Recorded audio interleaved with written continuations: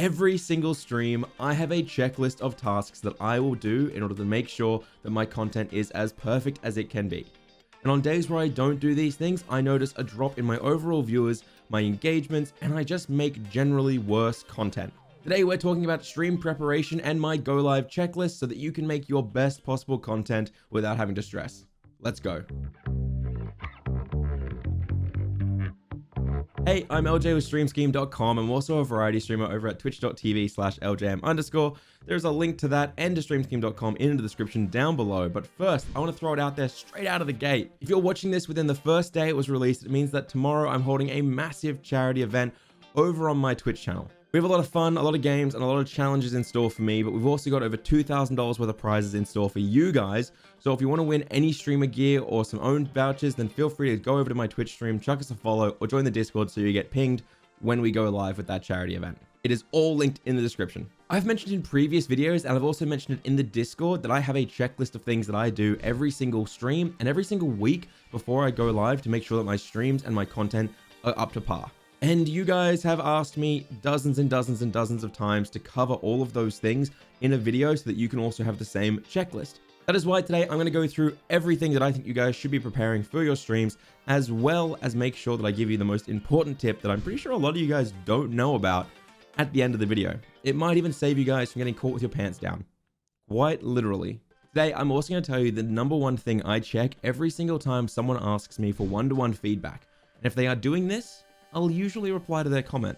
If they're not doing it, I just won't bother replying. So if you actually want help and one-to-one feedback, well, you'll find out how to get that in this video.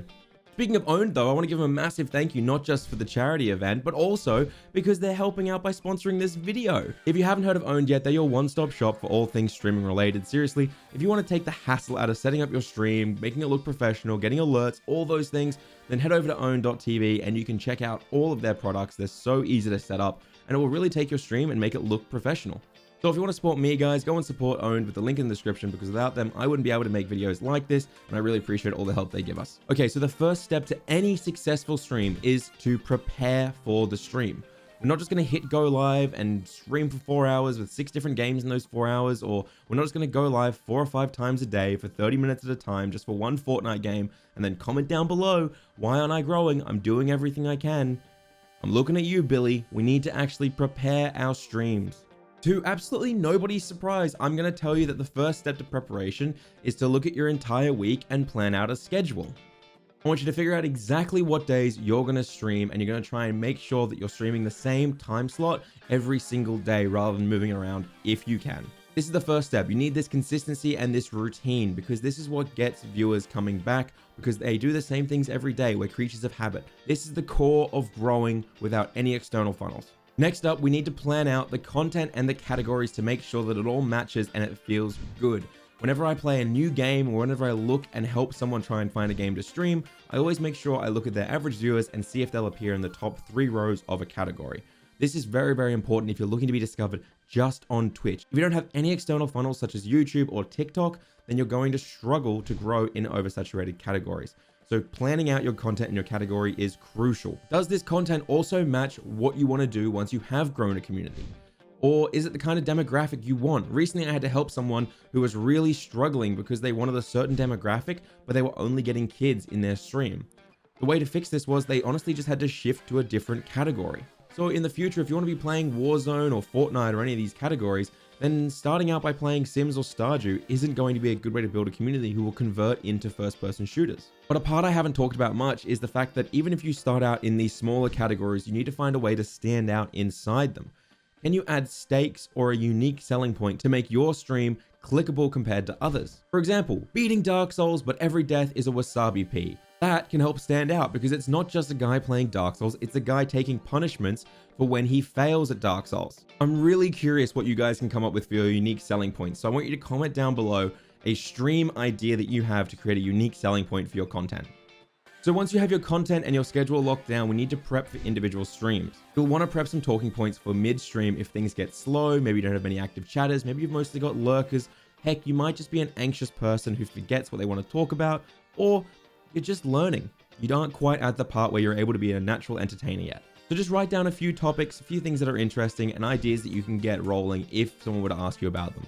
If you have any channel point redeems that are going to be used to engage chatters, then I really recommend prepping those ahead of time. For example, for me, I have to prep a question of the day, some Aussie slang, a pro tip, a fun fact, and a loading screen tip before every single stream. I'll also prepare about 2 pages worth of a notebook for talking points for about a 4-hour stream, which is about a page for every 2 hours. I get asked a lot how much I prepare for every single stream, and it's usually about 2 to 3 hours for a 4-hour stream, and I do 4 streams a week, so I guess I'm doing about 12 to 18 hours pretty much a week preparing for my content. Obviously, this is my full-time job though, and a lot of you guys don't have the time for that, but still putting in some time to prepare will go a long way for making sure that your content feels comfortable to you.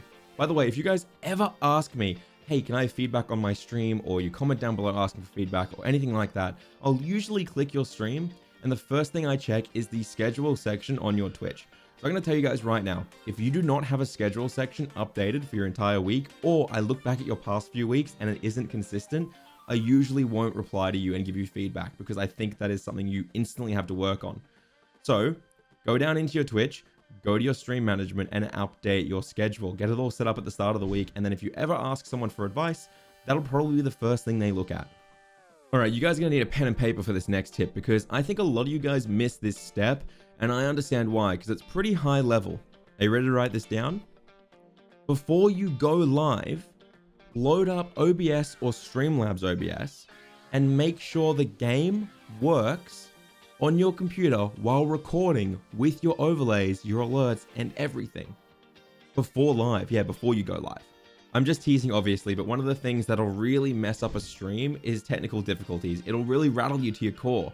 So if you make sure that you work on all this stuff and test everything before you go live, it'll be a lot easier for you to make a good stream and focus just on the content. One of the worst things as a viewer as well is trying to enjoy a stream and they go to put the game up or do anything and it is scuffed or it doesn't work, and then having to watch for 5-10 minutes while they mess around, and you can kind of feel their confidence get shaken. They don't know how to play it off yet. So really make sure you're all set up before you go live. The steps I follow is, before I go live, I'll open up the game, I'll open up Streamlabs OBS, I'll hit record, and then I'll go through and I'll test my alerts. I'll make sure that my overlay looks good with the game HUD, so I'm not covering anything important. And generally, I'll make sure the audio sounds good compared to my alerts, compared to me. And while I'm there, I'll also go into my game settings, I'll turn on subtitles and make sure they're large enough to read. And I'll also cap my frame rate at 60 or even 120 frames so that it naturally fits down into a 60 FPS stream. Again, all of this is done while recording, so I can then watch back my recording and make sure that it's all working before I go live. I have mentioned this next tip countless times before as absolutely crucial if you're looking to grow on Twitch.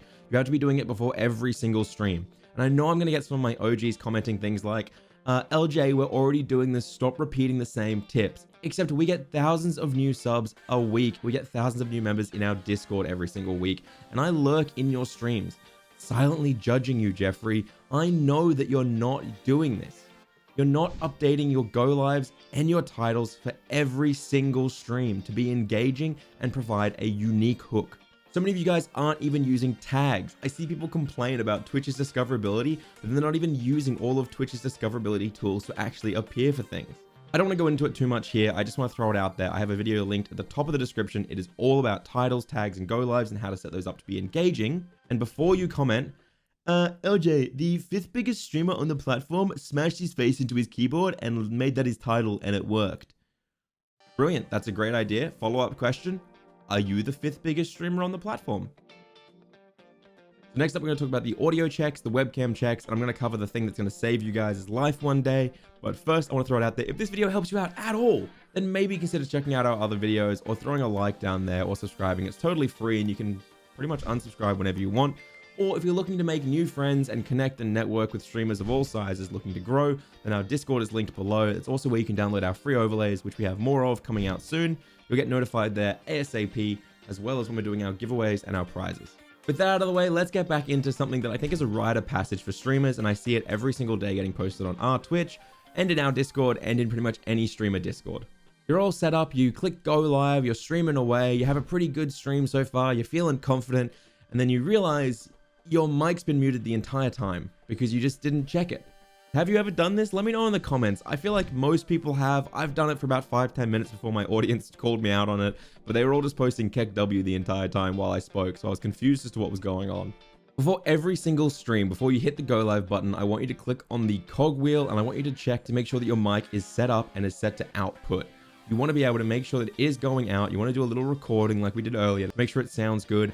And if you're really worried and really cautious, you can go into your audio settings and make sure that Slobs or OBS has got the right microphone selected for your track. I see a lot of people always forget to check this one and they'll do a whole stream and it'll be their webcam microphone. So those are the steps. Make sure it's the right mic, make sure it's putting on the output, and make sure this little button right here is clicked and you can see bars moving.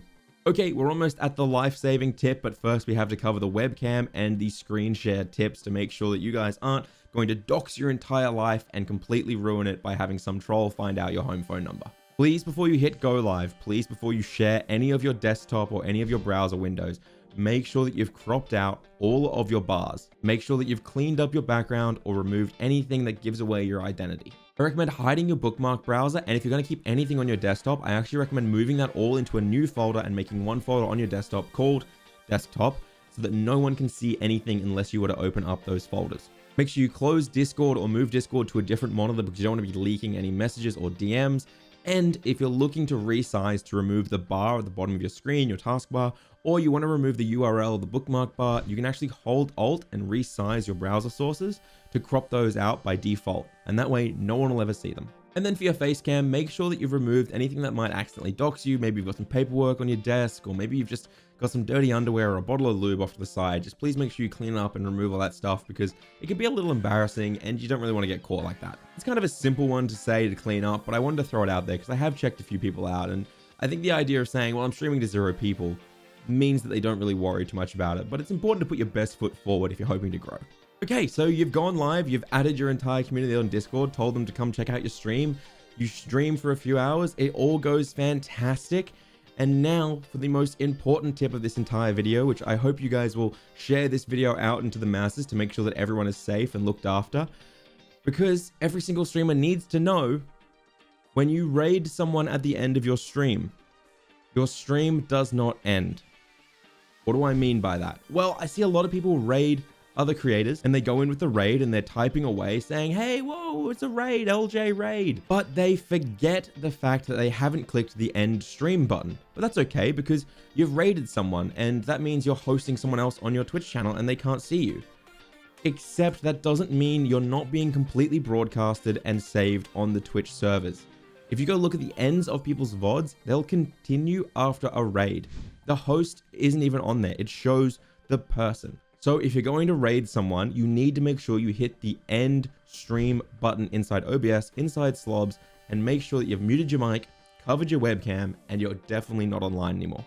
I'm a bit of a VODlin, aka a VOD goblin, and I'll tell you what guys, when I'm watching a stream back on a VOD the next day and they go and raid someone, sometimes they say and do some pretty funny things thinking that no one's able to see them. And let me just throw it out there. Make sure that everything is off, you've hit end stream, before you start relieving yourself for the night. And with that, I'm going to click end video and relieve myself right now. I'll see you guys next week for another video. I hope I'll see you at the charity stream as well. Thank you for watching, guys. I will see you guys next week.